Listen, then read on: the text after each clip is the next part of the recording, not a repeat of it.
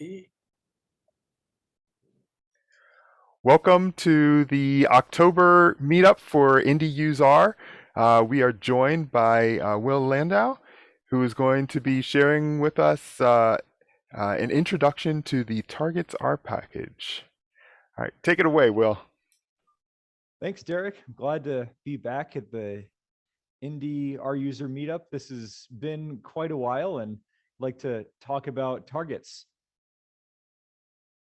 So I'm a Bayesian statistician by background, and that involves a lot of Markov chain Monte Carlo, a lot of custom model development, a lot of experimenting and tweaking.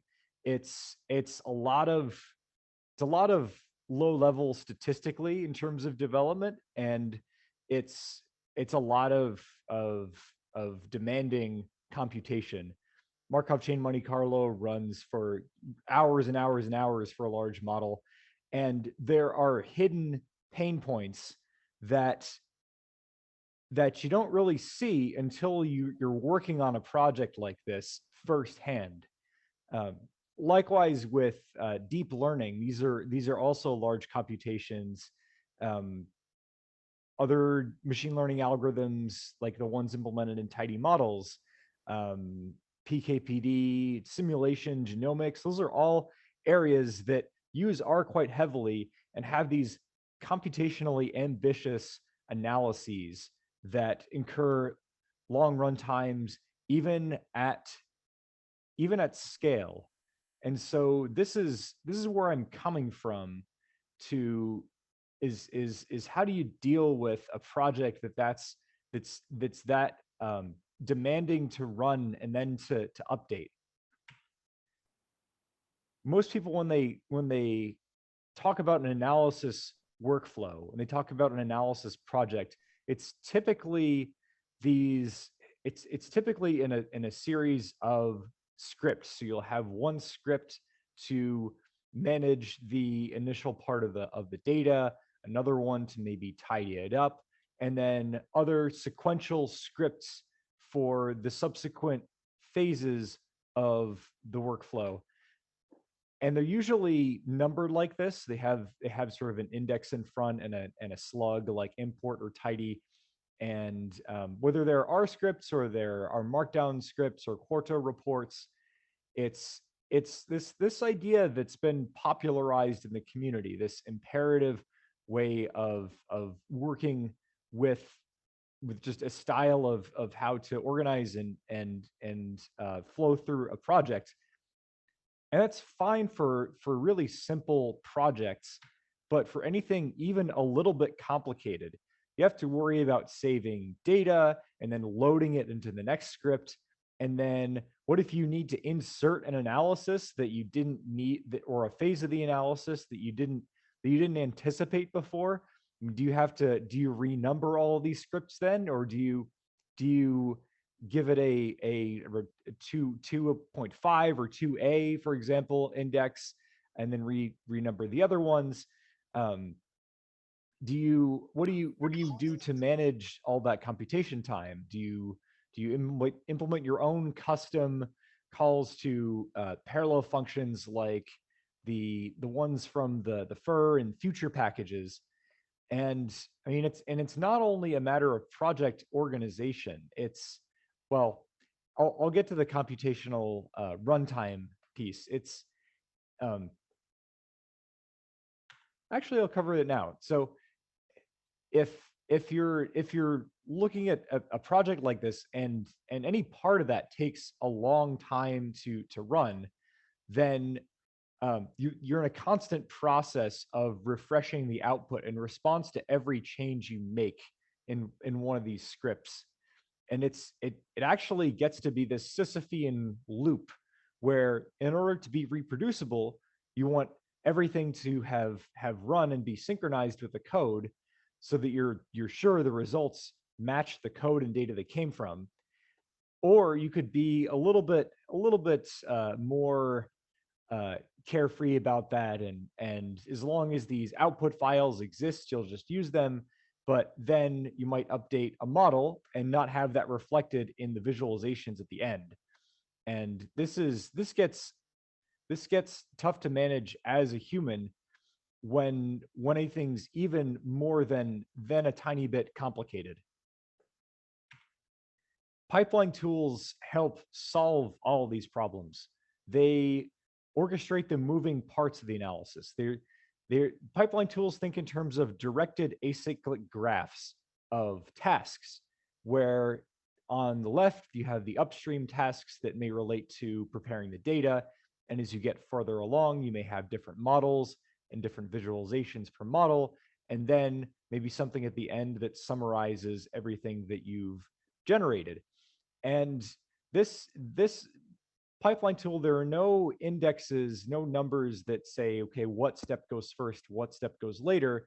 There's no manual attempt to chain all these into a line.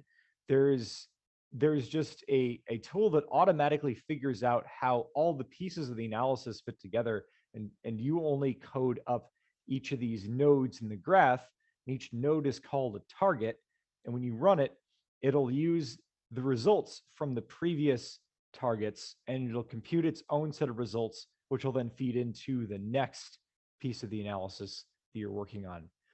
And so that's the orchestration. Scaling the computation, the pipeline tools they traverse these graphs when they're running the project, and they'll automatically know that, for example, the raw data is the first thing that needs to be computed in this workflow, and then the tidy version of the data. And only then can you run each of the models. But each of these models, now that the dependencies have been updated, all these models can run concurrently, and the random forest plot, for example, can happen while for example, Bayesian model is still running on this graph. And so this orchestration and scale all comes together. And in terms of managing the output data, it's very common for pipeline tools to have their own data stores. So in R, for example, as opposed to worrying about, okay, I've got to tidy this data and I've got to save this file as a CSV and then read it in, find whatever I called the CSV file, and then read it in each of these subsequent targets. Well, no, a pipeline tool says, okay, you have to worry about just returning this R object, and I'll store it for you, and then I'll just make it available to the models for you to use. So that's what a lot of what targets does. It's maybe language agnostic pipeline tools are a bit more heavy in the sort of making things maybe a little bit more complicated for the sake of being language independent. What targets does is it tries to make everything look and feel like a local R session. And so it's a matter of programming around, allowing you to adopt programming practices that really fit R.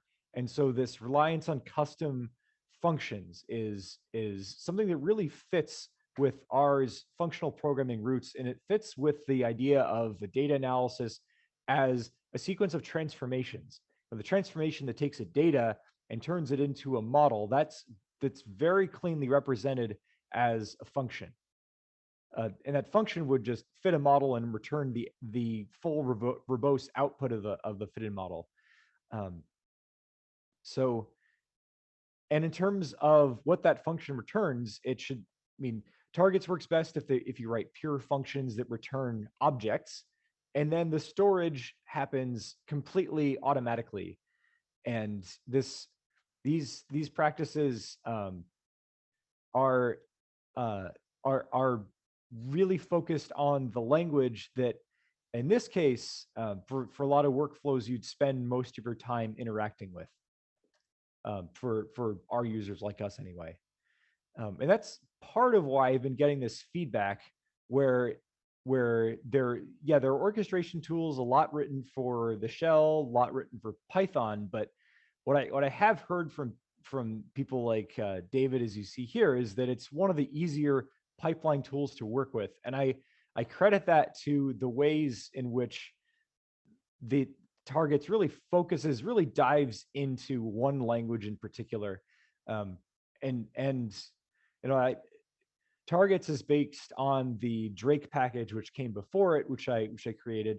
And before Drake, there was this package called Remake, and that was written by Rich Fitzjohn, who who developed it around 2014 to 2016. And a lot of these ideas of being focused on the R language, and static code analysis um, and data storage were ideas that I borrowed from him. He really opened my eyes to this. And I'm only continuing working on this really because um, I was I have his blessing to do this, because he moved on to other things in 2016 and wasn't interested in working on Remake anymore. And so I continued working on this and never looked back. Um, been really happy with how it's been going and the impact that it's had. And I've worked on, over the last couple months, revamping a lot of the introductory material. So there's this 4-minute video on how to get started with targets, and I gloss over how to write good functions for a data analysis project just for the sake of time. But I do try to get you from that point to just getting started with targets really quickly. And that's the first thing that I go to for people who are brand new to the package. It has an example project at this link, this second link, and there's a documentation website and a user manual. The documentation website's pretty good for a first glance and a list of references about where to go, documentation of specific functions, and then the user manual dives into deep topics. You don't really need to read all of the user manual to get the most out of targets. I would say the most important chapters are the ones on debugging and on performance, and those are cross-referenced throughout the manual. So, like I said, how to get started. I'm assuming a lot of knowledge about writing good functions to express a data analysis project, and this is something it's a very different style for a lot of people. I think people are coming from different languages or who have developed R packages understand this a lot, but it doesn't get taught very often these days. If in technologies for data science classes, where it's really imperative and notebook faced, as stylistically these days. So it is a skill that anyone can acquire.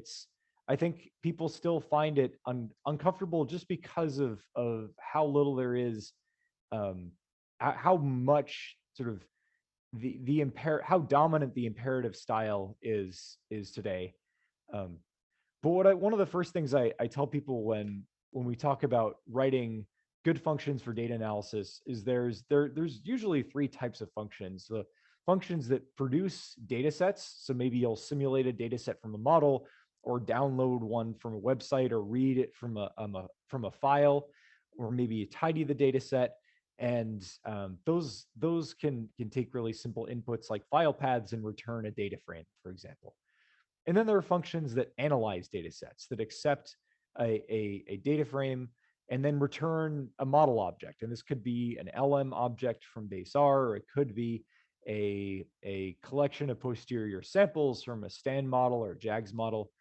And then functions to summarize the analyses. And these could be functions that render Quarto or R Markdown reports.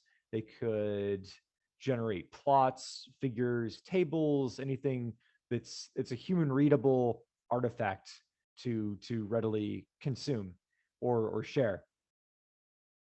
So that's one piece of it. Another piece is targets works best if the R objects that you return from those functions are nice, clean, well-behaved objects, like data frames, or even really simple organized lists. It works best that way. because I may get a little bit into high performance computing, but it's easier to share simple objects across different R processes that may be running. Targets has some high performance computing capabilities, some distributed computing capabilities, and sometimes, depending on the settings that you use, these objects that you return from your functions, which are also returned from the targets that you write, are saved and loaded, either saved and loaded to and from disk, or to and from S3 buckets, or sent over, for example, ZRMQ sockets from one process to another process that's running on a different computer. And these objects are best when they're valid in another different R session.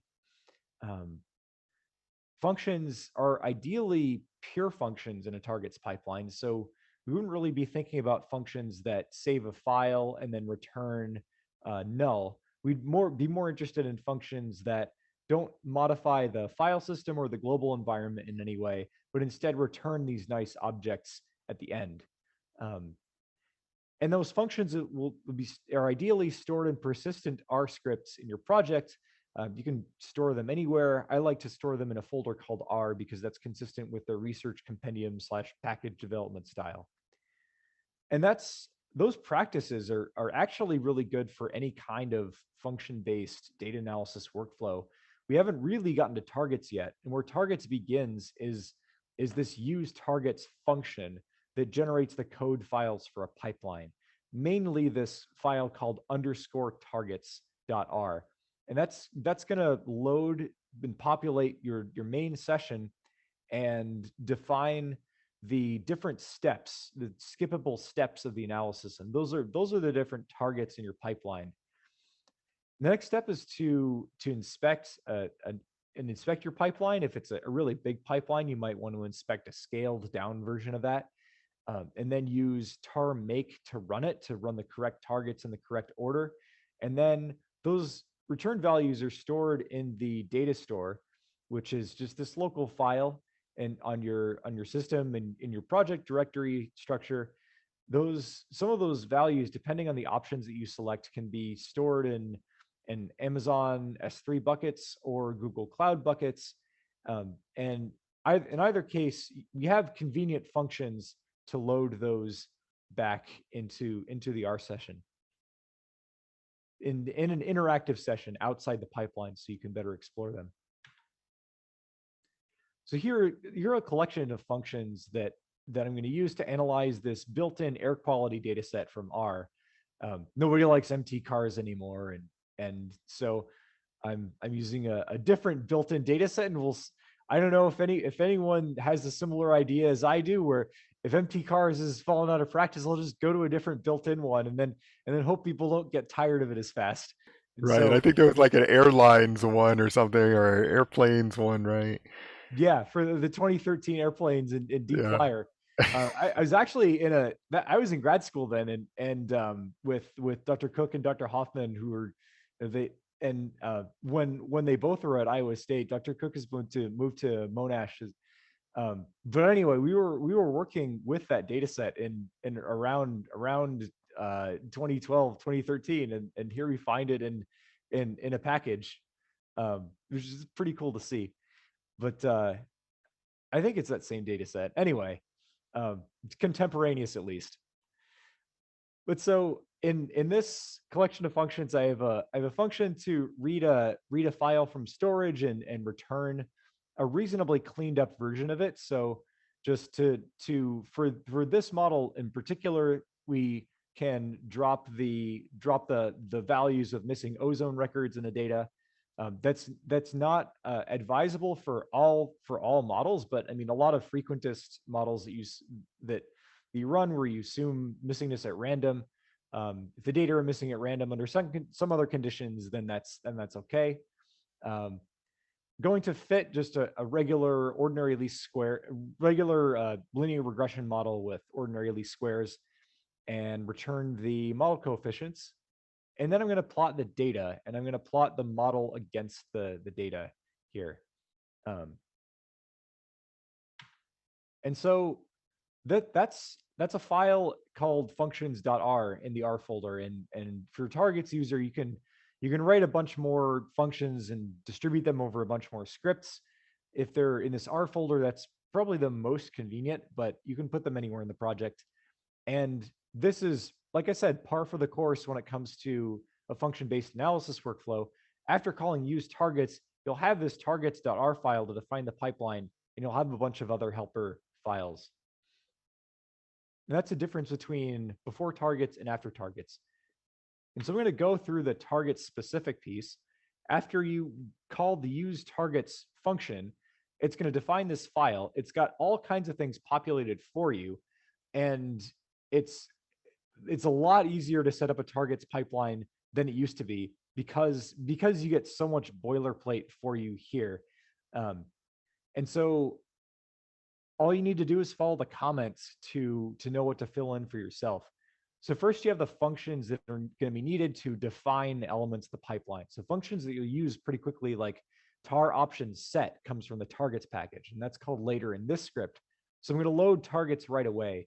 And there are other packages like target types that you might need to load as well, and others depending on your workflow. Next, there are target specific options, and these are things that affect the pipeline as a whole, such as the packages that each of your targets will need in order to run, the data storage format, which defaults to RDS. But if you have, for example, a large data frame and you want to save it really quickly and load it really quickly, you can change the storage format at a global level or at an individual target level using other formats like Feather or Parquet or FST. There's a general purpose serialization package called QS for quick serialization, and it's much faster than the gzip compression that the RDS format has by default. Next are a couple of parallel computing options. So if you want to run, instead of tar make, a function like tar make cluster MQ to distribute your targets over multiple either parallel workers in your local machine or other compute nodes on a cluster, then you can take advantage of these options. So what use targets does is it detects if you have any traditional clusters installed like Slurm or SunGrid Engine or Torque or PBS, and it'll assign that scheduler, and it'll set up some configuration that most of the time just works for that cluster. And in most cases, you won't need to modify it unless you want a really highly provisioned set of instances. When you run the pipeline, you may need to modify some of that configuration by hand. But for most people won't need to modify these at all.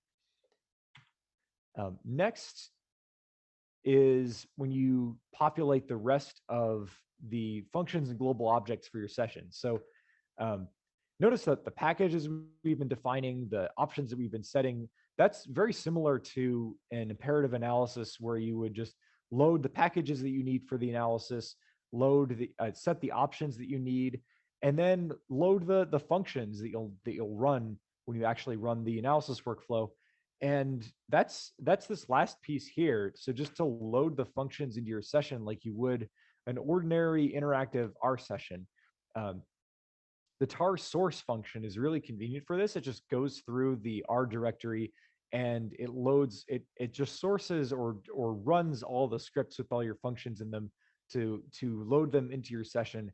You can configure it to look for other folders and other scripts as well, or you don't even need tar source. You can just call source on a script where you've defined those other functions. The mystery for a lot of people here is what comes in at the end of this script, where you have the list of targets that you're declaring here. So each target object, like the one that I'm highlighting here, is a declaration of a step that's going to happen when you run the pipeline. You give it a name and you give it a command that it's going to run to produce an object. And the object that it returns is going to be referred to as data for the rest of the pipeline. And then subsequent targets, when they run, can use the data object, for example, like the model one, which is next. And even though there's this list and data comes here and model comes later, this I could reverse these and it would still be the same valid pipeline, would still run in the same order. This is a declarative pipeline in the sense that you know what pieces of the analyses you want. You know the command to run to produce that object. You may assign other kinds of settings, but as far as how to orchestrate the analysis and how to actually get from this specification to a completed pipeline is left completely to the pipeline tool. It doesn't impose this imperative sort of one right after the other order. What it does is it'll put these together in this directed acyclic graph that I showed you before, and I'm going to show a few of those subsequently. This is actually not the pipeline that we're going to use. It's the default pipeline that comes with used targets. So what I'll do is I'll modify this by hand.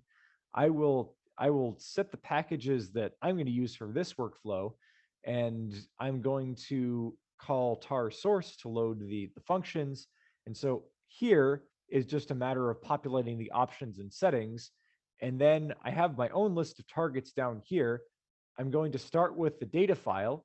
Format equals to file means I'm just going to have targets take a fingerprint of this file, a hash, and it'll watch this file for changes. And it'll pay close attention to what when this file is changed. And I'm going to use this file for because I'm going to read this data and clean it up. And I'm going to call the custom get data function that I defined in that functions file. Similarly, I'm going to fit a model and create the plot.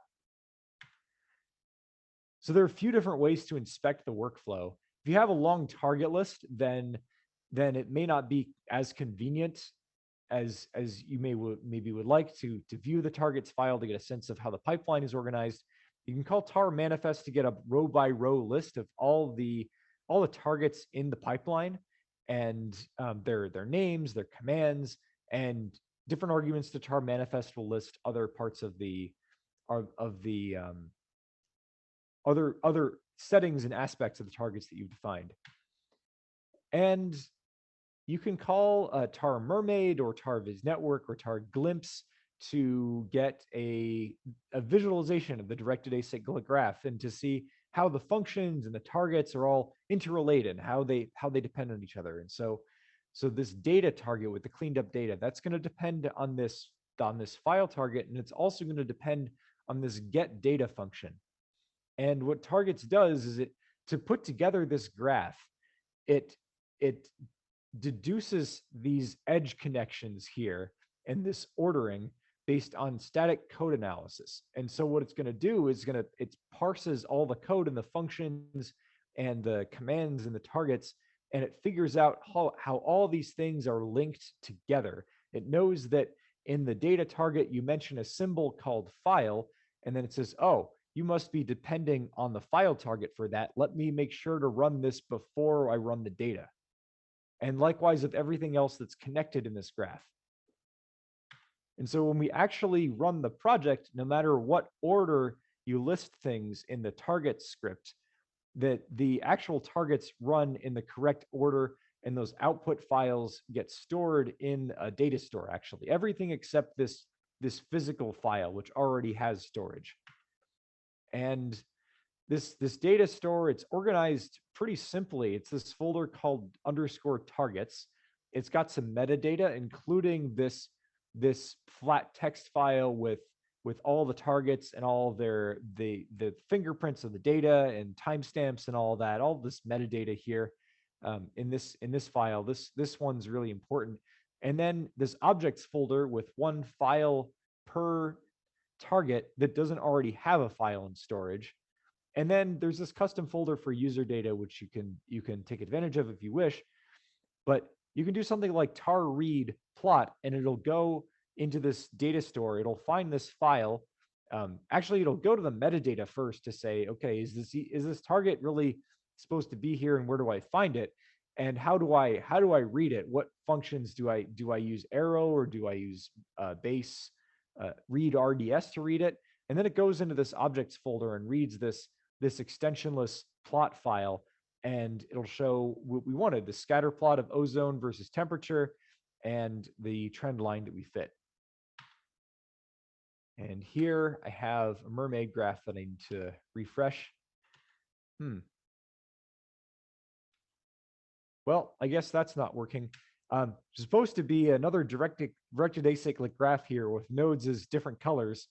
But you get the idea on the left that if one of the great things about any make-like pipeline tool, like targets, is that for each target, if the upstream code and data haven't changed, then not only can you detect that with the tar outdated function, tar make, the second time you run it, will just skip everything that's already up to date with its dependencies, code, etc.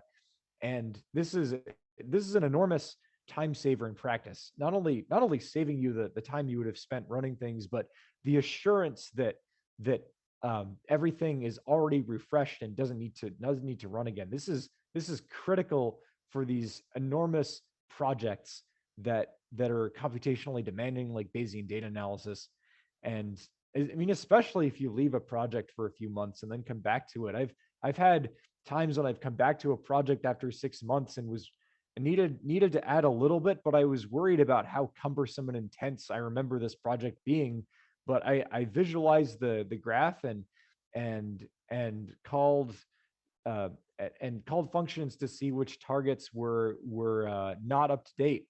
And between those two things, I mean, all the targets were still up to date, and I could look at the graph to understand what I was doing. And all told, it only took what would have taken hours and hours only took 10 minutes to update. And that was, I mean, successes like that happen a lot. And you can trust that in terms of R code, if you change, for example, a function and it parses differently, then targets will detect that. It will say that, okay, you've changed a function that this plot target depends on. Let me rerun that and skip the others. And so there's in practice, there's a lot of iteration where iteration time where your data is up to date, your model's up to date, but you iterate on the visualizations, because those need a lot of tweaking, inspecting, and tweaking.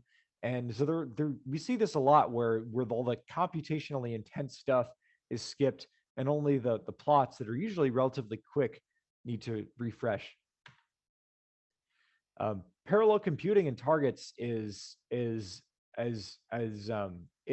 it's very focused still on the look and feel of a single R session. So when you call use targets and you have a traditional scheduler, you have a local machine there, it automatically sets the options that you'll need to take advantage of parallel computing. There are functions that I've mentioned, like tar make cluster MQ or tar make future, that are the parallel computing equivalents of tar make. There's a chapter in the user manual that describes those, and understanding what they're doing. I will say though that because of how it works, targets introduces a lot of performance related issues that may not be worth considering in other pipeline tools, because the way that it looks and feels like a single R session, you feel like you're in R, like you're in the interactive interpreter when you use the package, which is very different from other pipeline tools. And so it's not as if every target gets its own process and its own session a lot of the time, or in its own memory space that's created from scratch. I mean, yes, you do have different parallel processes, but they might be churning through a bunch of targets at a time, and you may have options in terms of how each of those parallel workers, gets the data.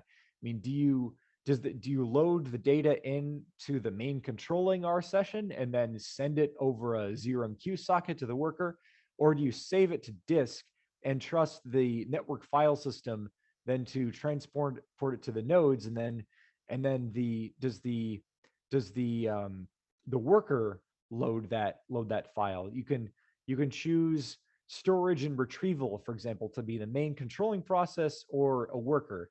Um, Network file systems actually have a bit of latency. They're not strongly read after write consistent, and so what targets does is it waits for a little bit of time to make sure that the hashes of the files on the main process and the worker process agree. And you can um, you can trust that targets for those sorts of instances is doing that checking that the data is updated and safe to load. um, you can control which targets are go-to workers and which are sufficient to run on the main process. Usually I'll say deployment equal to main for some of the visualization targets, especially if it's this heavily map reduce workload. If everything downstream of the map reduce part has deployment equal to main, then what targets can do is it can start dynamically shutting down workers that would otherwise idle. um, and it can make use of just higher occupancy and be more efficient with the compute resources. Likewise, memory is a trade-off. I mean, what objects should be in memory for the sake of avoiding costly, time-consuming steps to read dependency data, and which targets do you want to keep in memory for the duration of the pipeline? That's what memory equals transient versus persistence about. And it's this trade-off. If you have enough memory on your workers or in your main controlling process to keep all that data in memory, great. If not, then you can clear that out from memory, and along with the garbage collection option, which really hammers that home, um, to make sure that not all your data or not too much data is in any one process at a time. Um, and so, like I said, these are the two functions that support distributed computing and local parallel computing. There's this distinction between persistent workers, which are long-running processes that accept multiple targets and stay running for most of the pipeline. And then there are transient workers, which is one target per one new process or one new job per target. And these are both two extremes. Ideally, I'd like to move to something that's kind of in between. And I slowly working up to starting a project that will help with this. Um, but for now, those are the two major um, parallel computing functions that targets supports. And there's this orchestration bit that happens that I talked about, that this graph that was supposed to be here would illustrate a bit better. But there are also animations and graphs in the user manual too that are pretty easy to understand. So literate programming, this is actually, there are new pieces to this that weren't there before. So targets has for a while had integration with R Markdown. And so the idea was to compute all of your time consuming targets up front before running the pipeline. And then you could define an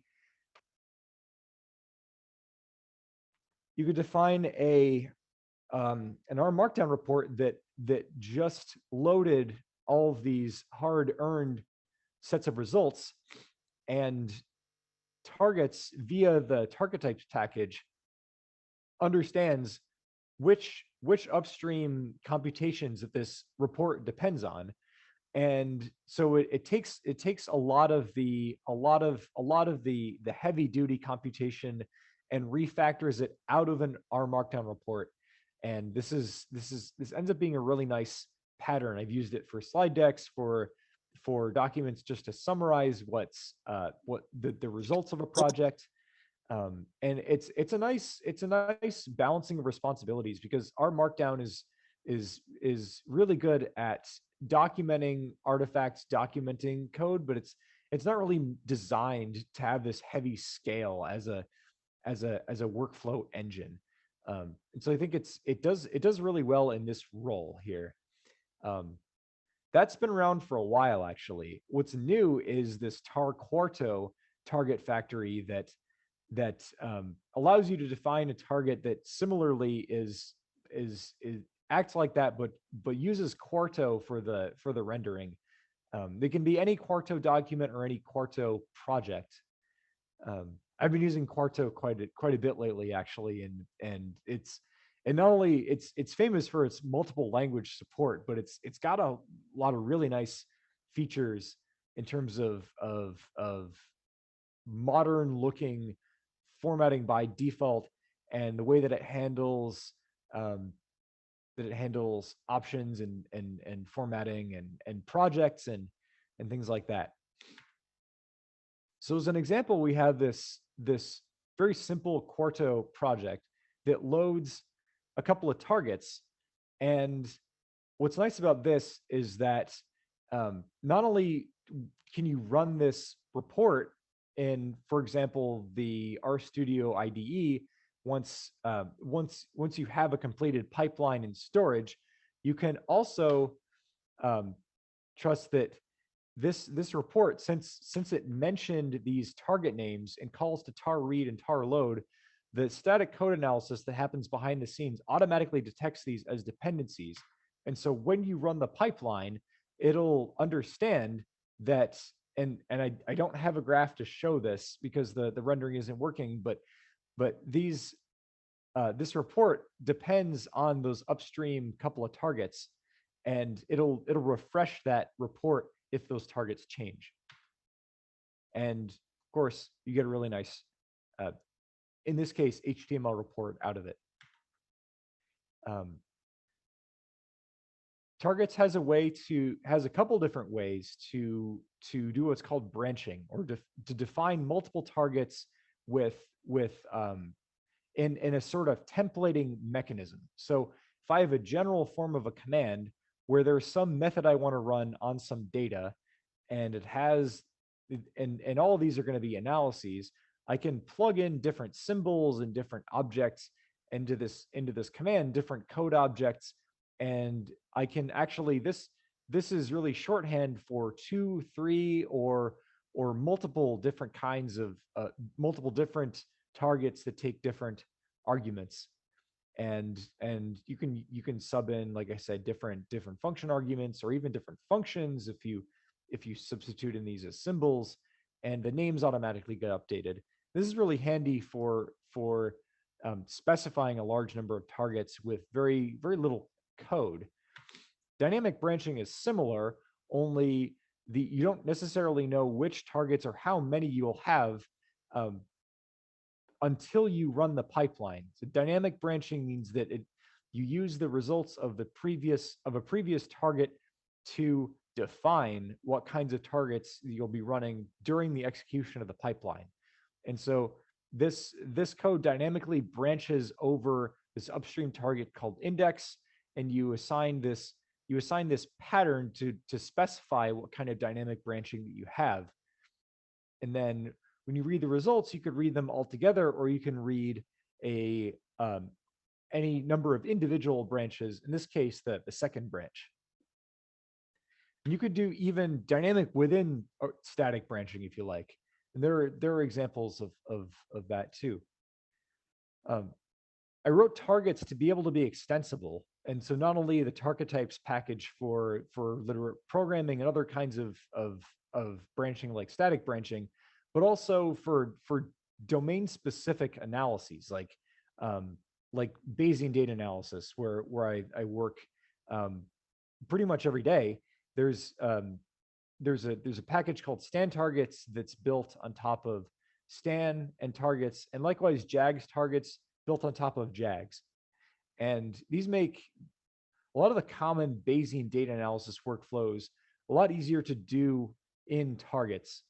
And the concept that they use is something I mentioned briefly. It's called the target factory, which is a function that that simplifies target creation in some way, usually to create multiple targets for what looks like one function call. And so, for example, if I begin with a data file and I find myself writing these same three targets to read the data and load the model, then I may define a target factory like this that has these three targets specified.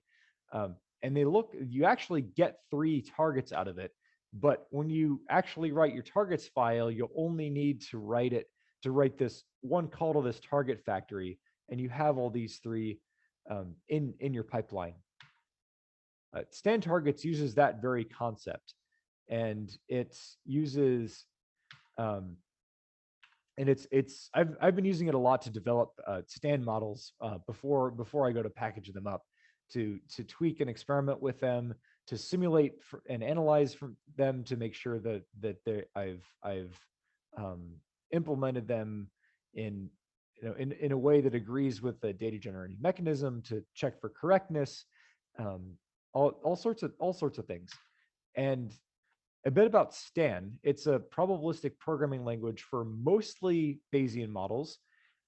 It runs Markov chain Monte Carlo with Hamiltonian Monte Carlo, which works better than Gibbs sampling for a class of highly non-trivial, complicated models. It's an extremely flexible language. It's indifferent to conditional conjugacy in models, which is great. It's got a couple more advantages to things like JAGs and Nimble currently. I mean, it's the it's easier to, in some ways, to deal with missing values and longitudinal models, and there are large classes of models where this is just an all-around excellent toolkit. It also has not only Markov chain Monte Carlo, but variational inference and optimization. I've heard that even there's this algorithm called Pathfinder that's being in the works as sort of an improvement to ADV. The Stan team is working on that one. And for everything that's implemented in Command Stan R, which is one of the modern interfaces to Stan, there are a bunch of target factories that use it. So the tarstan MCMC function specifies a way to run multiple models for a single data set and get all the different outputs, like MCMC draws and HMC diagnostics and summary output. But then there are also functions that for simulation studies, these target factories for simulation studies, where you keep simulating a data set and then analyzing each data set with the model, and then extracting a particular artifact like draws or summaries. And likewise with other things that Command Stan R can do, like generated quantities and variational inference.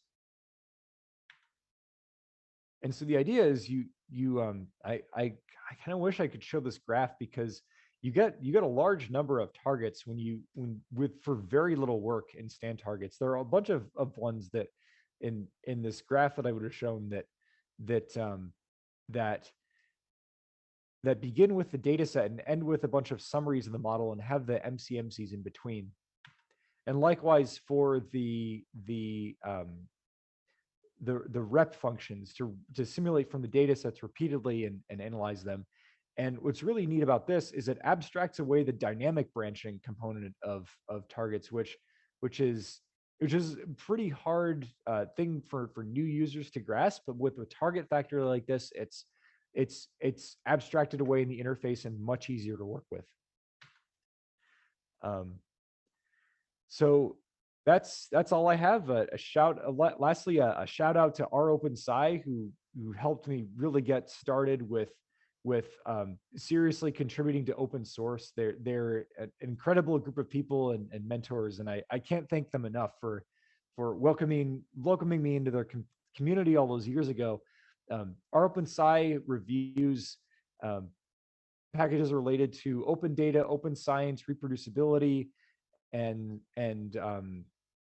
there's this really thorough, friendly review process that these packages go through and then get merged into their GitHub organization. There's a lot of community outreach and there's presentations throughout the community. Our OpenSci and adopted targets and target types after review as our OpenSci packages, and the folks you see here reviewed those originally, and there's been a lot of community support for targets and its ecosystem, and yeah, thank you to everyone who contributed. And that's all I have for now. Unless we want to discuss. Hey, Will. Yeah, thanks very much for the talk. I was just wondering. I know you had mentioned that if you go away from the full screen mode, that some of those graphs would come. I was wondering if you want to try that. Like in the recording, you can still have what those graphs look like. Yeah, let me try a new tab and see. So it was working in Chromium before. So if you refresh, let me try Firefox.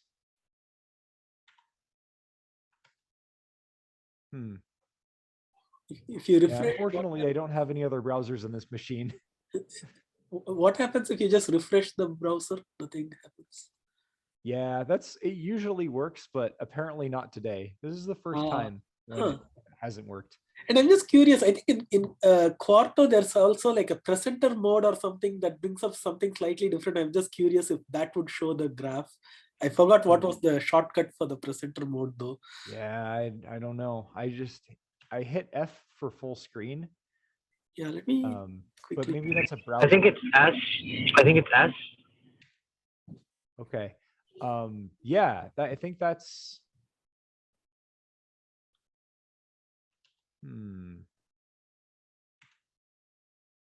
okay. So I think this is presenter mode. So it doesn't show the graph in that also. Yeah. Well, it shows this one.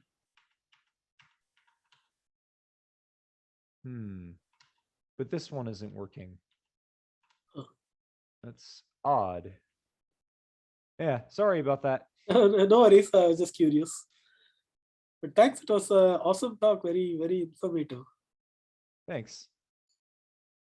So target types is it sounds like it's a related package, maybe part of the targets ecosystem, but maybe it holds these archetypes for targets.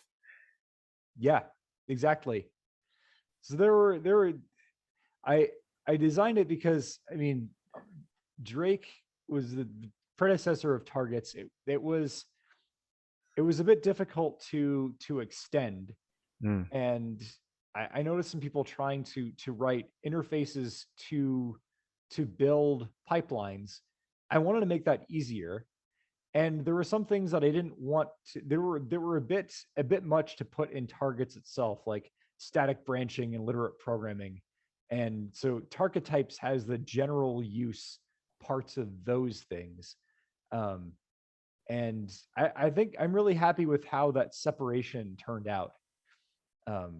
So, and likewise extending it for just domain specific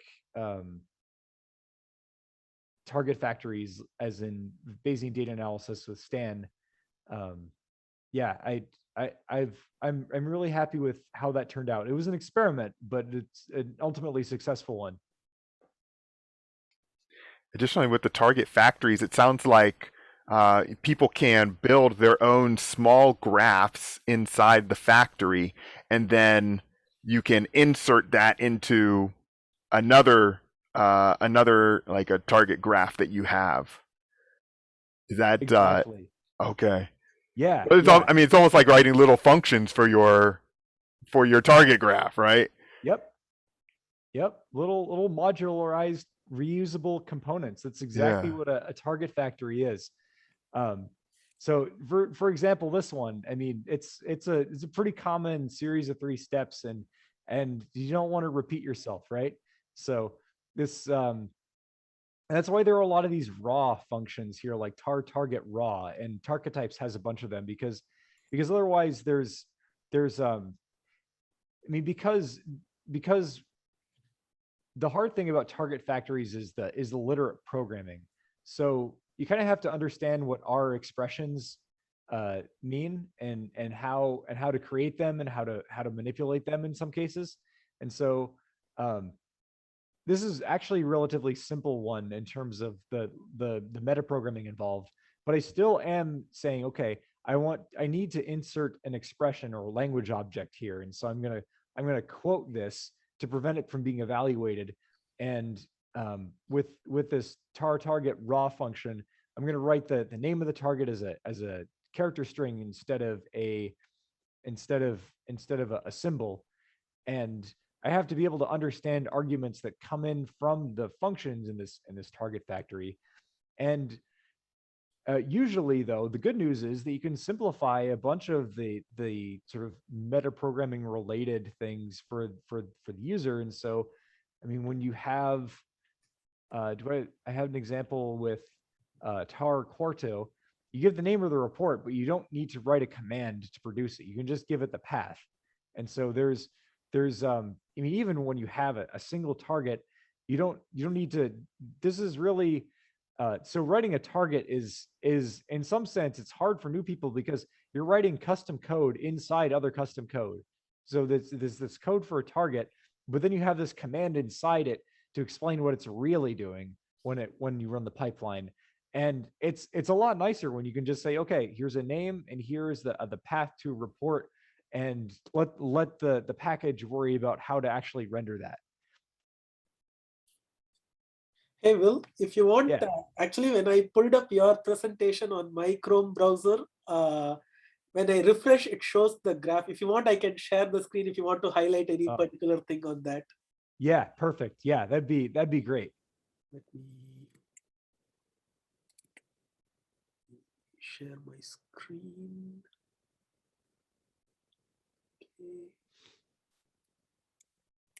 Okay. So for example, I think some of the things we might have missed were, okay, let me see, I think.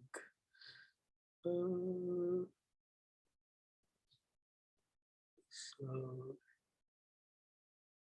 I think this one was there, I think previously too. I think here. Yeah, that's what I wanted to show. Thank you. So all of these nodes now are in green because all these targets are up to date. And to get a visual of this, instead of just restricting yourself to the R console for this is really useful, because you get a really outline of I mean, a territorial outline of what's been of what needs to be updated, and what can be safely skipped.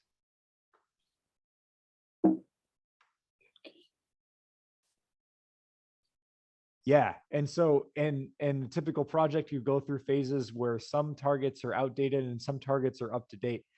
And not only the targets in the pipeline, but the functions themselves too. And so you can see what functions you've changed and which targets depend on them. And so this becomes very clear in practice.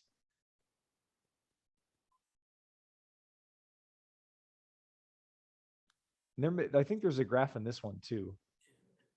Yeah, so notice this report has edges from the model target and the plot target.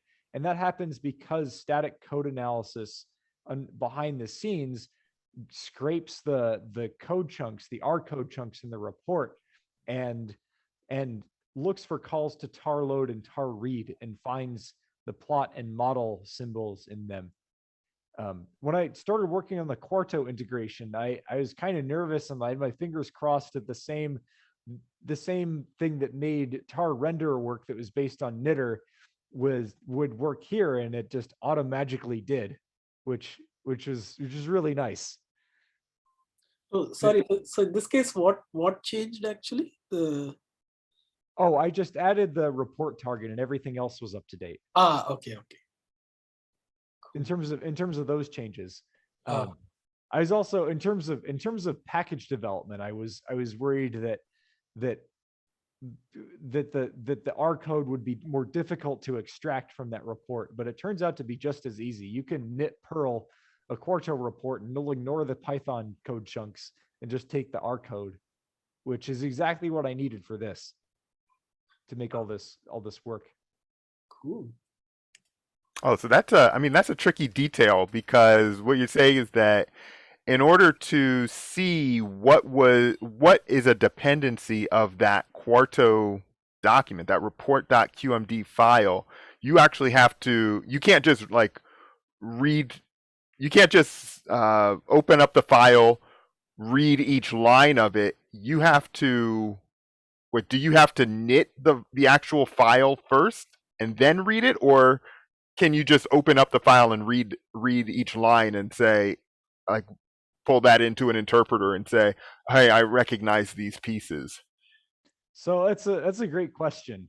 And I mean, so is it really important to avoid running the target to actually do any of this detection? Because I want to be able to detect this before we run the report, so we can get the dependencies in order first.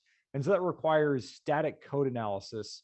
And yeah, it's possible to just take the text and write a parser to do that. But I want to use R's own parser in order to do this. But I can't parse the text, the human written prose that people write outside of the code chunks. And I certainly can't parse the Python code. It's already been 10 years since I wrote any Python. And so what I do is, yeah, I do read the lines from the report. I forget if we actually, yeah, I have to read it into a text connection, and then knitter can Perl that report, that text, to just take the R code chunks out and ignore the human written text, the YAML front matter, the prose that people wrote to explain what each code chunk is doing. And so now I just have a bunch of R code. I can throw it into R's parser, the parse function, and then I can just run some static code analysis on that. Target types has custom code to traverse the abstract syntax tree and look for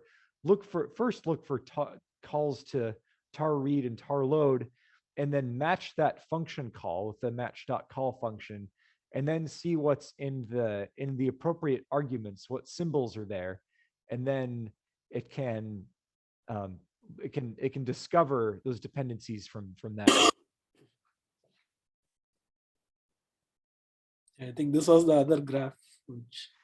Yeah, with static branching. So the actual target looks like the one on line 9. And what static branching does is to turn it into the two targets that you see in the graph. And this is a sort of moderately scalable way to run this templating mechanism to define multiple targets from just what looks like one template target. It's nice because you have human readable names at the end of it. You can know exactly what's going on. You do have a couple of disadvantages though, because you have to know exactly which targets that you want prior to starting the pipeline. So if you don't know how your branching structure is gonna need to happen, then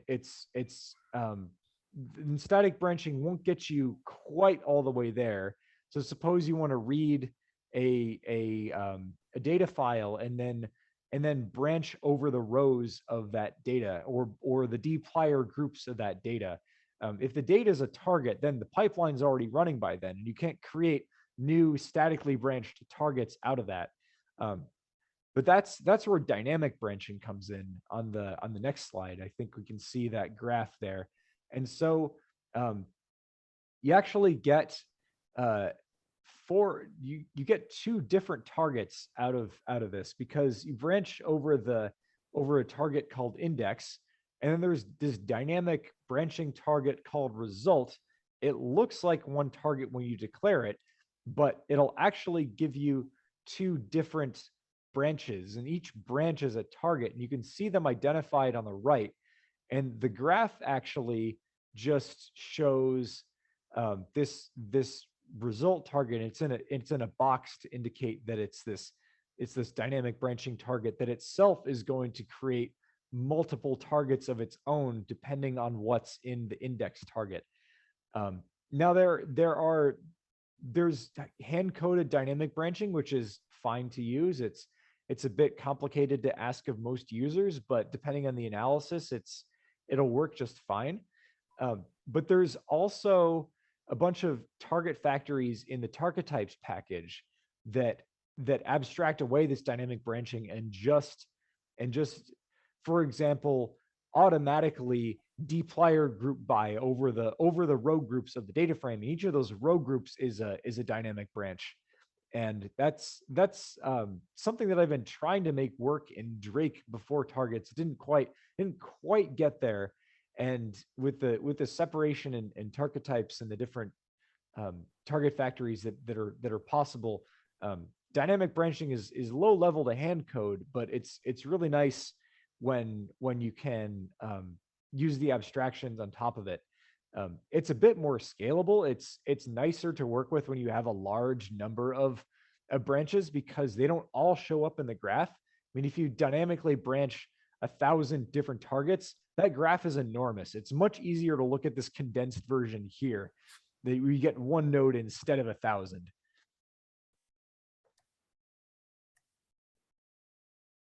And so example target factories that do that those abstractions, if we go to the first one, the tar stan MCMC, in a couple of slides. I think it's on the next one, I think. Yeah, there should be a graph right here. Perfect. So yeah, this is an example of a target factory in action that does static branching. So it's you write this one line with a call to the target factory tar stan MCMC, and it'll identify. You put in a bunch more commands for things, so it'll create this mini pipeline for you, and you can have multiple targets in the same pipeline that depend on that or do other things. This particular set of targets establishes the stan model file and the data, and it'll run the MCMC, and it'll have targets for each of these tidy artifacts that you might want from the model. The model object itself is still there if you want it, and you get special targets for the results. All this is defined very compactly, and in practice requires quite a bit of custom code to write, and you get all that for free. And this is most of the computation in a Bayesian data analysis of a single model on a single data set. And this actually statically branches over the models too. So you could have multiple models over this example data set here. You just identify them in the target factory. There's no need to remember how to do static branching. It'll do it automatically for you and just create a bunch more targets here.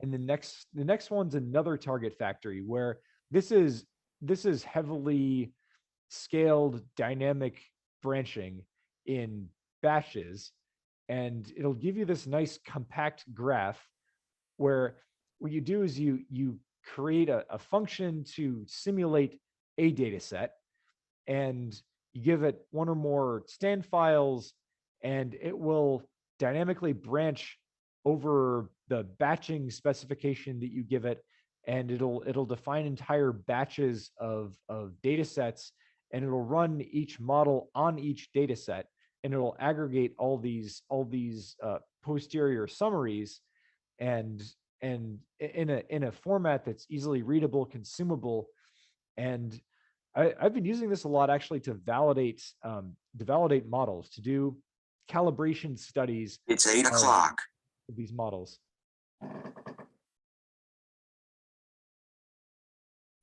Cool. Can you tell us some more about being able to store and load data from different sources? Because I think in the beginning I heard you mention, hey, maybe most people, they would when they think about storing and loading data, they're going to be storing data to like a local disk and then maybe loading it from the local disk. That's what we do in our normal programs. But then I heard you mention like, hey, if you want to store your data in S3 bucket, you can do that. If you want to store it in, I think I heard you say Google Cloud, you can do that. And so can you tell us more about like, I guess patterns that you see happening with either data storage or different places where you can deal with the data artifacts that you're creating in these different targets? Yeah, I'm excited to get more into the details on that. So as far as S3 buckets are concerned and Google Cloud Storage, yeah, I mean, mainly the objects are in this local storage, and that works for a lot of cases, but it's often good to lighten the load of this objects folder and have something that doesn't depend so much on your local machine. And one thing that you can do that's been possible in a few different versions of targets is to identify a bucket that you would store these targets in. And so the idea is you define some resources for Amazon Web Services, including a bucket. And then for any targets you want to store on that bucket, you simply set repository equal to AWS. And that's really all you need to upload this artifact to the bucket of that choice, and it'll be in this object store, and that object will no longer. Sorry, wanted to go back to the schematic of the data store. You do that, it's not going to be in this data store here. It's going to be, so the bucket and the object, the object name is going to be in this flat metadata spreadsheet here.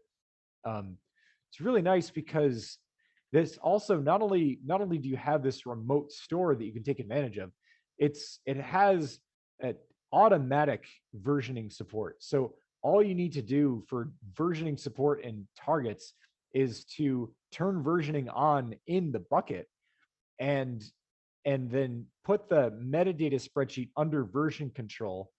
And the metadata file that I showed before, this metadata file will have not only the bucket and the object name, but it'll also have the version ID of that object.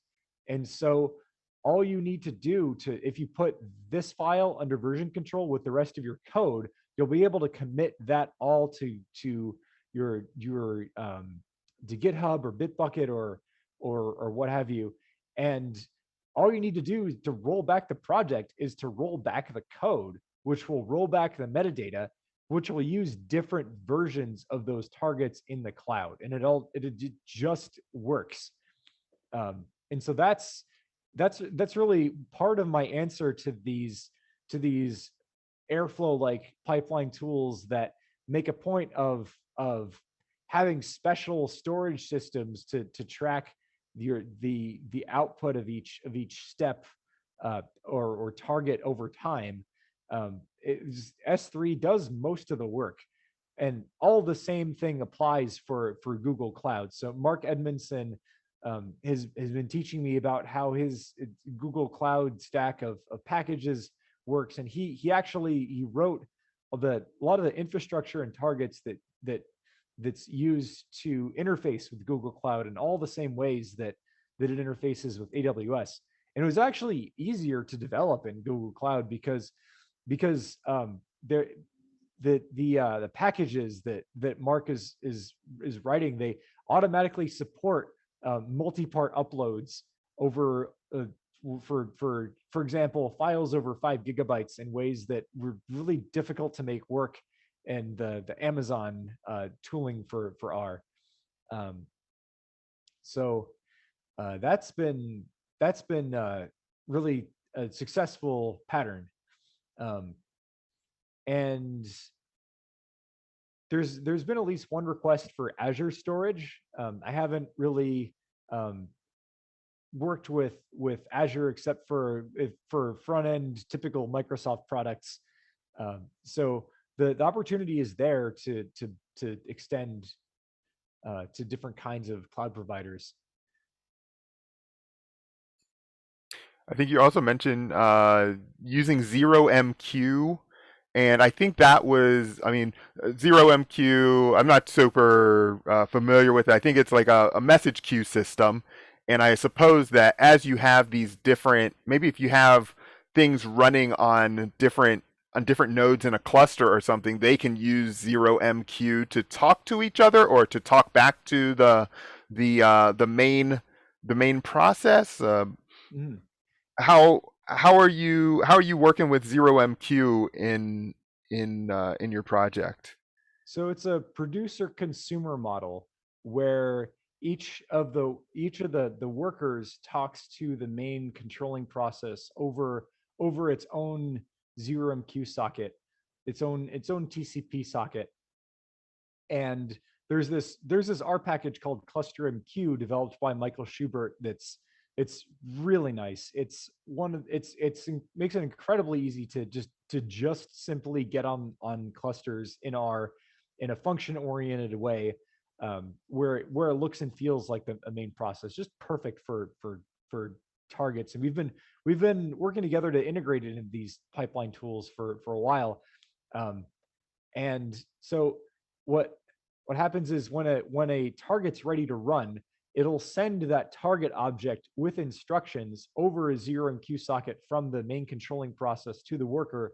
The worker will see that target object and look for any data that needs to be loaded from either disk or S3 buckets, and it'll load that data, it'll run the target, and then it'll send the results back over that same socket the other way, and then the main controlling process will store the metadata.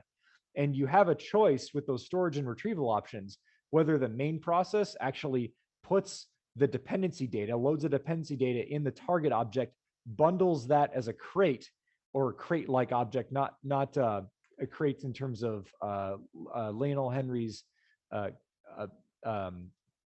carrier package, but its own crate-like system, its own kind of bundle, whether the data is included in that or on the way, and then the return value is just shipped along back in that socket and serialized and sent.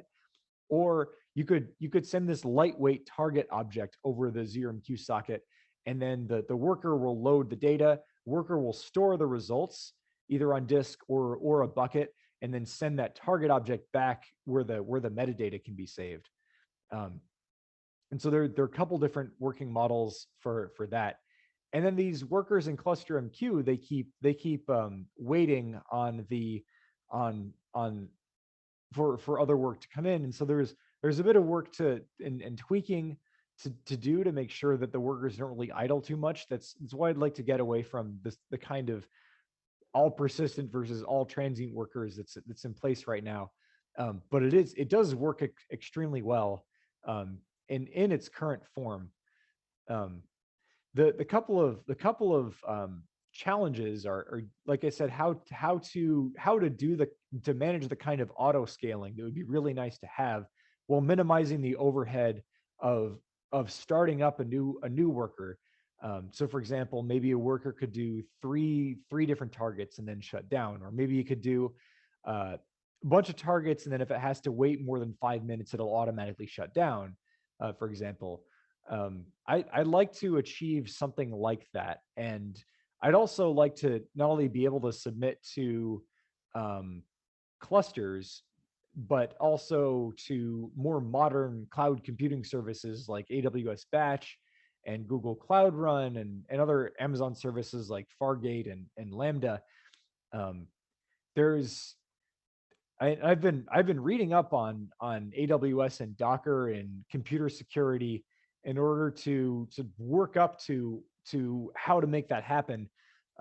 Rich Fitzjohn wrote this really nice package called RRQ, that actually handles the message component of the message queue component of something like this, where it's got this Redis in-memory store as a message queue. It's and as long as workers are on the same network, you can connect to it. It's got heart beating to keep track of the workers and their status.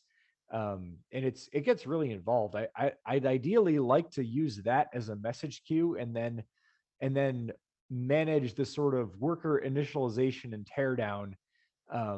It's the I think the biggest thing is to sort of manage the computer networking problem once those workers are launched, and to do that securely. So all the encryption is that's available, really securing the making sure we can protect the user's host machine and all that. And I'm not a security expert, and I'm trying to do all the diligence that I can so that when I do build this, it is going to be as secure as it's possible to be. So that's a long-winded way of saying that's where I would like to go, and I'm moving very slowly towards that objective. I think the limiting factor is just filling in my own knowledge gaps. So if you can recommend any books on computer security and understanding networks, that would from the way IP addresses really work to the way TCP works to encryption and all that stuff, that would and subnets and overlays and all that. I've got I've been trying to teach myself some about the strategic and some of the implementation bits about zero trust, which is sort of this security paradigm that's been around for a long time. But zero trust is more of like an enterprise kind of thing. I'm not going to write my own policy engine for a tool as small as this. I'm not trying to secure everything that would traditionally be behind a firewall, So yeah, looking for more sources to educate myself on this. Yeah, I don't know if I could recommend anything because it's been so long since I've done anything with networking. It's like there are some classics books out there, like the Unix networking kind of books from the 80s and 90s. But as you were mentioning, kind of going through some of these technologies, I was thinking to myself, there's there may be some synergies with working with like a Kubernetes cluster and saying I have small workloads that that we could be running inside of like a Docker container, like a standard Docker container that has a bunch of libraries in it, and maybe saying send this workload over to this or ask the Kubernetes cluster to launch a Docker container to run this workload, so you might be able to again, I don't know a whole lot about Kubernetes, but there might be some synergies between your project and being able to support talking to like a Kubernetes cluster to get stuff done as well. Yeah, that's it's very similar to what I'm trying to do. That's the more cluster friendly it is, I think that that the better able it'll more feasible it'll be to build something on top of this. And Kubernetes can auto scale and it does it really fast. Yeah, I've thought about that too. I'm keeping it on the table.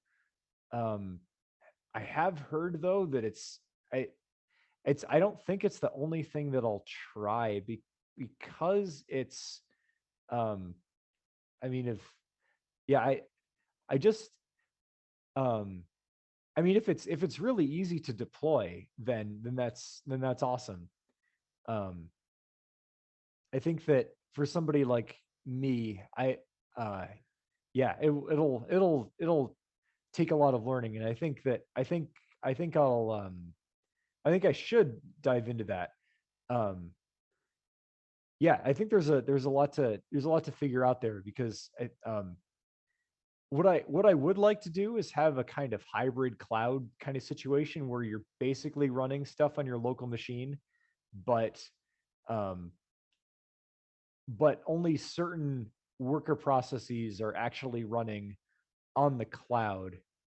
I don't know, I think I'd have to learn more to see, okay, does the main controlling process need to be on the cloud? Because I'm trying to avoid a situation where I have to start something on the login node of a cluster, and then so bundle everything up and ship it to the cloud, and then ship the data store back. Would do that if I had to, but would like to also explore this sort of hybrid thing. I think Sam had a comment. Go ahead, Sam. Yeah, sorry. Can you hear me? Yeah. I'm on my iPhone. I wanted to ask, when I attended the Tidy Models workshop, there was a comment that somebody had made regarding recording execution time for workflow sets, Tidy Models. So I was wondering, similarly in targets, is there like a use case of recording the execution time for different targets, how long it takes them to run? Is that included in the metadata file, or have you worked with that to capture that information in the past?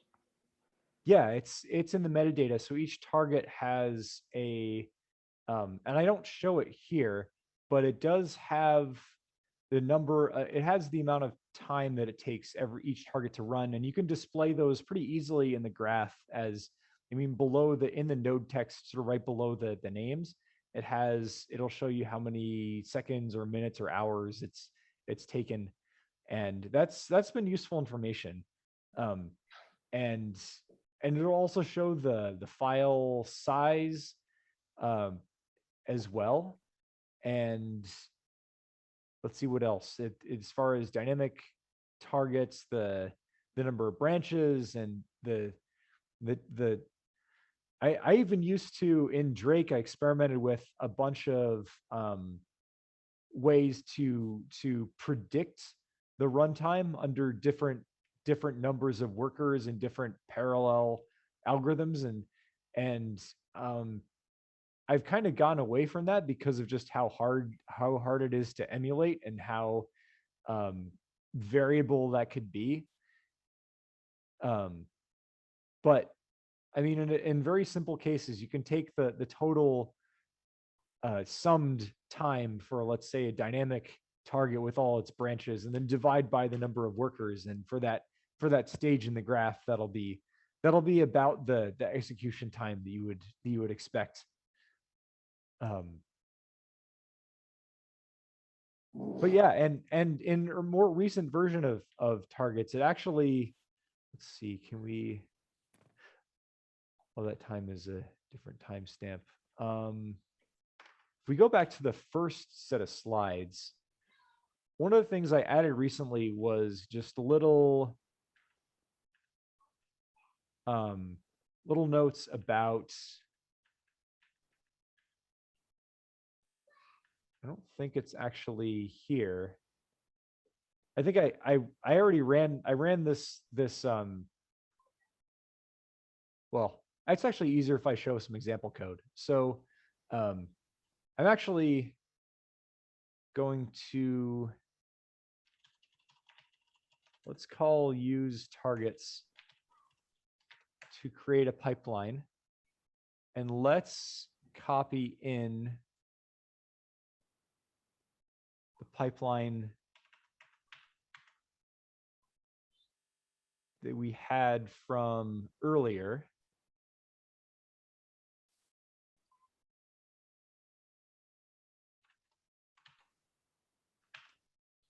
And let's run that.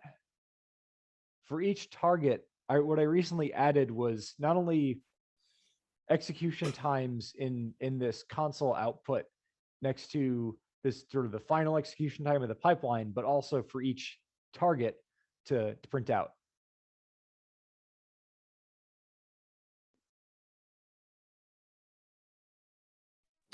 Oh, wow, that's great. Okay. Then if we visualize the graph, let's see, labels equals time size. I always forget if it's label or labels. And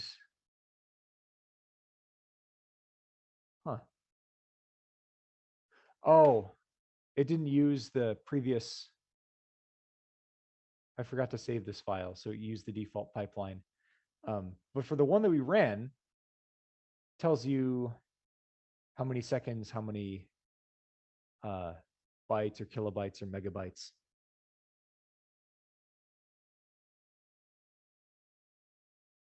That's nice because you know, if you're trying to figure out what part of your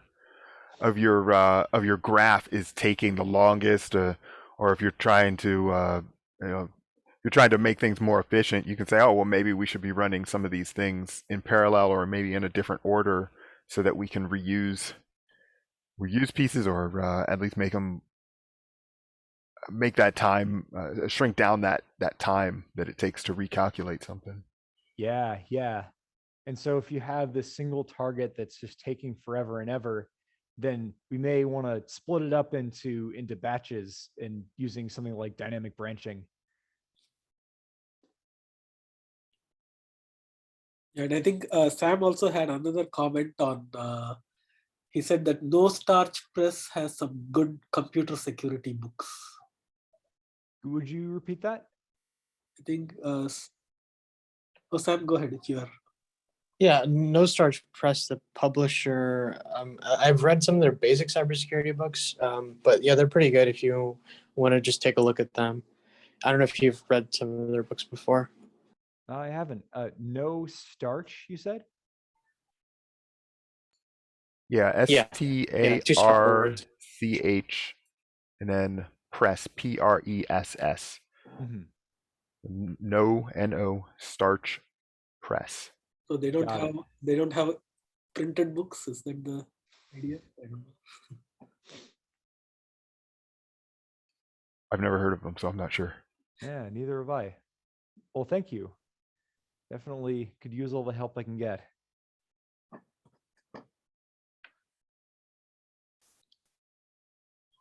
All right. I guess the last thing I'll kind of bring up is that as you were talking about the targets package, there were like other things in life that that kept coming to my mind, like, oh, this sounds like like there's other projects that have similar capabilities, but not in the like the R space, but just in like software development. So when we were talking about building the pipeline, I started thinking about, GitHub Actions and Jenkins. You know, those are some other tools that I'm using for building like a pipeline to do certain things. And we were talking about saving the results from something and using it later. That instantly got me thinking into both of those, because you can like kind of save results, kind of cache your results, and use them in future future targets or something like that, you know. But I don't think that those have dependency management. You know, if you want to kind of do some things in parallel, you have to write out that parallel step yourself. You have to say, okay, I'm going to create a bunch of things and then do all this stuff in parallel. You know, is the way that you can do it in Jenkins, at least. The caching that you mentioned, that reminded me of building Docker images. Like when you build a Docker image, it has these different layers inside of it that make up the image. Like the images are made up like of a stack of layers. And if you go through and say, hey, I want to rebuild my Docker image, it doesn't just go through and create every layer over again. It says, oh, let me look in the cache to see if I already have this layer. And if so, I'm going to grab the value of like the output or that layer from the cache, and I'm going to bring it into this project here, you know? And so being able to take advantage of work that was already done, maybe in a previous run or yesterday or 6 months ago, to say that result is still good. You know, it's in the cache, it's still good, just going to bring that in here. I think that's super helpful for being able to like not wait hours, you know, for something really big to run. It's like that's going to produce the same result that you already had, you know. And then there's a part of this that also got me thinking about, I wonder if there are pieces of this that can be applied to running test cases, because I come from right now I'm in this testing world, and I think to myself, a lot of times in order to run a test case, I need to do some setup, and in some programs they call that setup, they may call like a fixture, to say do all of these things. It's kind of like a function or a set of functions. You might have fixtures that kind of build on top of each other. So you may have a fixture that says like log into a web page, and then another fixture that before you can log into a web page, you need to know the username and the password. So those might be two other fixtures that you have, and your login fixture depends on the username and the password fixture. And username and password, those are like provided on the command line or something like that, or from a configuration file, you know. And so you have this dependency that you're building up. I kind of wonder, maybe people could be using this targets package in order to help set up dependencies for test cases. It sounds like possibly some of the modeling stuff that you're doing could be viewed in the lens of testing, you know, where you're saying I'm putting together a test scenario, and then I want to see what the output is, or I want to make sure that the output is still the same for this. So those are just other things in computing that that kind of came to my mind as I heard you describing this package and how it fits in. But I think like you were saying at the very beginning, one of the pieces that makes this extra special for the R language is that you can use it from within the R language. It's not a general purpose kind of like make or just kind of program. It is it's targeted, no pun intended, targeted at the R language, you know, which allows you to take advantage of all of the quoting, the meta programming, and that kind of stuff that you can do within R, you know. So yeah, and with the meta programming, that's exactly why we can write in terms of functions instead of scripts, and it's got the look and feel of not only the function and the code, but also the data side. mm-hmm. And you know, a couple of cool things that it has in terms of a focus on R is let's just to demonstrate. Let me run this correct pipeline first. So I just saved this file, and of course we built everything the first time. Now everything's up to date. If I change a function, for example, if I add a bunch of spaces here, mm-hmm. that function technically changed, but because we're in R and it's R focused and we're using R as parser, targets is not going to care. It's mm-hmm. just it thinks this function is the same because it treats it as an object, and it knows how to parse it. And so that's what we get for working within the R language. And we could add comments to this, and those to be stripped away, and this stuff that it's not going to change the output, the content of the results gets ignored, and it's one of those really convenient things. And so this is less sensitive to incorrect invalidations in terms of the cache invalidation side. And the caching and cache invalidation points that you brought up before are really interesting too. I mean, what I didn't know that there's this whole thing called a layered file system in Unix like systems, and that's how Docker works. And it's wild to think about having a layer with a bunch of files in it that supersedes all the files from the previous layer. I didn't know that happened at such a low level. I thought it's something that Docker actually made up. And I mean, to have, I mean, who discovered that and then made this connection to what became sort of the next generation in VM technology, to sort of making VMs lightweight and all of this, with all this kernel namespacing and layering and stuff. It is really cool to be able to find all these technologies that fit so well together. It kind of reminds me of there's these disparate things that all have to work, and each part of that has to work in order to make containers spin up really fast. Kind of reminds me of the COVID vaccine history, where you have these one team of scientists off somewhere in this obscure lab who developed this technology to make RNA, make proteins, and then this completely different set of technologies that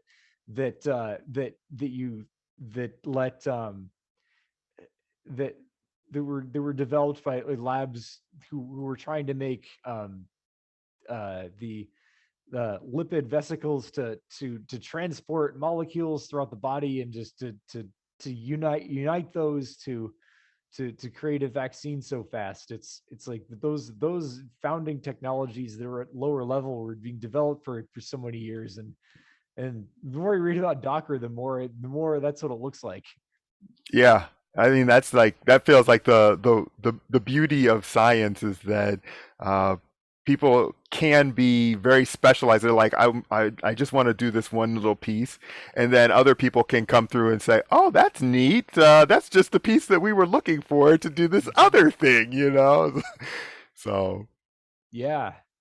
That's actually how I found out about Remake too, that process of just finding really specialized stuff that already exists. So I slogged through my dissertation, and I didn't use a pipeline tool, and my advisor kept telling me to use Make, but I was already far enough along into it that it would have been an enormous refactor on top of everything else to change how I was doing things. And because I was rerunning these analyses, and he was watching me struggle through all that computation. And then when pretty much after I defended, we started talking about this, and he was working on his own pipeline based project management sort of system that was going to be based on Make. And I thought, you know what, I really want to work on this problem. And I just Google searched, and here comes this package called Remake, which looks amazing. Which looks exactly what I was looking for. And can I use that instead? And then my advisor said, well, it looks like it doesn't have parallel computing baked into it. And I'm like, perfect. I'm going to write extensions to this package to make it work for us. And so I wrote, that's how I got my start in this whole pipeline tool thing 6 years ago. It just, just trying to that there was literally that conversation based on something that I found that already existed. I mean, the whole parallel computing on clusters, yeah, I sort of got that to work. It was a bit kludge. It was a bit of a kludge, but it worked for what it needed to be, and sort of a bit of a template mechanism. The beginnings of branching was something I also worked on. And then I created Drake when Rich was, when it was clear that he wasn't really, he was occupied with other things. He wasn't really developing Remake at the time, and we sort of talked about it later on, and ended up working out really well for both of us. Yeah, Rich Fishjohn, I mean, for this cloud compute stuff that I'm thinking about too, he's also built the RRQ package, which the Redis based thing that I'm looking at, and it's awesome that he's become one of my greatest R heroes. I have a feeling that just all of my best work is standing on his shoulders. Well, the work that you're doing, other people are standing on your shoulders for that. So we appreciate you putting together these packages and exploring how do you actually get this stuff done in R. Thanks. I really appreciate that, and it's a dream come true that this stuff is becoming visible in spite of the occasional paradigm conflict that this is helping people with their research and helping people do simulations in a timely manner. This is and Bayesian data analysis. Yeah, and it's really energizing the kind of I mean, when somebody tells me that it's helping them, so it's really exciting, and there's I still have a ton to learn in this space, and once we get this stuff running on the cloud, I'm hoping that people in small companies or more modern companies who don't have on-prem clusters and who have different kinds of sort of modern cloud compute stuff can also take advantage of this. Is a really scalable solution. All right. So we will. I think we're going to wrap it up here. We'll get the slides and all the videos and stuff, links to the presentation and stuff posted on the GitHub channel on the Meetup page. Okay, I'll stop the recording now.